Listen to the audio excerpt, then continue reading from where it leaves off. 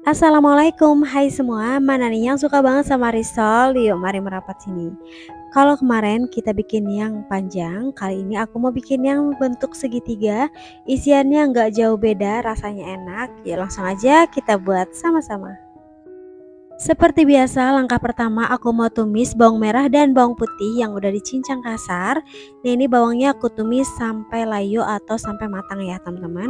Kalau bawangnya udah matang, langsung aja masukkan satu buah wortel yang udah diparut. Nah, ini wortelnya masak sampai sedikit layu ya. Kalau wortelnya sudah agak layu, kemudian masukkan jamur kuping yang udah diiris tipis-tipis. Lalu masukkan ayam suwir. Ini ayamnya sudah direbus, kemudian aku suwir-suwir ya teman-teman. Diaduk rata sampai jamurnya dirasa matang.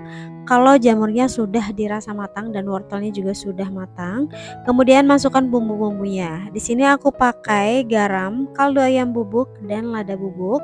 Masing-masing 1 sendok teh dan gula pasir 1 sendok makan.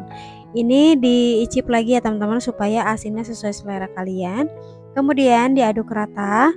Lalu kalau sudah tercampur rata, masukkan bihun. Aku pakai 2 keping bihun jagung yang udah direndam air panas, kemudian dipotong-potong supaya jadi lebih pendek ya.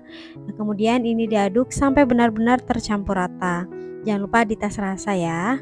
Kalau sudah benar-benar tercampur rata seperti ini sudah cukup. Kemudian matikan api dan pindahkan ke wadah lain.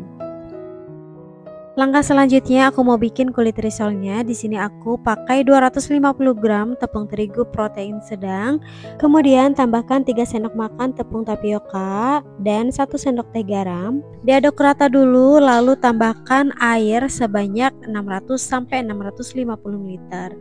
Airnya masukkan secara bertahap, setengah dulu sambil aduk rata. Kalau sudah tercampur rata dan tidak ada tepung yang bergerindil seperti ini, lanjut masukkan 2 butir telur dan 3 sendok makan minyak sayur.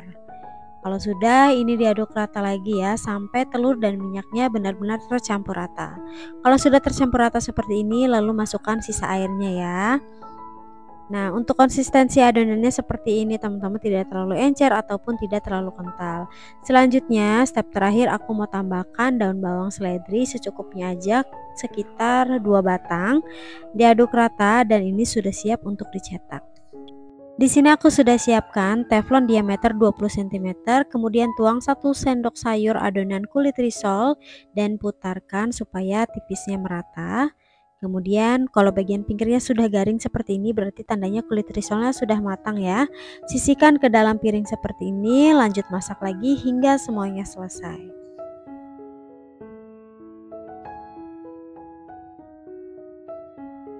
Kalau kulit risolnya sudah selesai dibuat, langkah selanjutnya kita mau bentuk risolnya. Kali ini aku mau bentuk segitiga ya teman-teman.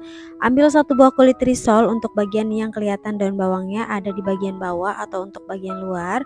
Kemudian beri isian bihun secukupnya. Lipat sisi kiri dan kanannya menyerong hingga membentuk segitiga seperti ini. Kalau sudah, lalu lipat lagi yang ada isiannya ke bagian atas seperti ini ya. Dan untuk bagian pinggirnya aku mau beli lem. Lemnya ini dari tepung terigu dan juga air ya teman-teman, dibuat agak kental. Nah, dioles seperti ini aja, kemudian dilipat ke bagian atas seperti ini. Tuh hasilnya jadi rapi ya teman-teman, seperti ini. Nah, ini dia hasilnya. Lakukan lagi hal yang sama hingga semuanya selesai. Untuk satu resep yang kubuat ini menghasilkan 31 pieces risoles. Sebenarnya ini boleh banget untuk isiannya itu menggunakan kulit lumpia ya teman-teman, lebih simpel dan lebih gampang. Tapi supaya beda dari yang lain, kita bikin kulit risoles yang pakai daun bawang seperti ini. Nah, setelah semuanya dibentuk seperti ini, aku mau goreng di minyak yang sebelumnya sudah dipanaskan menggunakan api yang sedang cenderung besar. Kemudian goreng secukupnya aja ya, jangan terlalu berdesakan.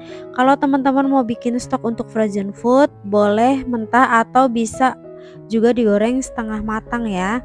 Tapi pastikan kalau mau digoreng setengah matang untuk di frozen, minyaknya harus benar-benar sudah tiris terlebih dahulu ya.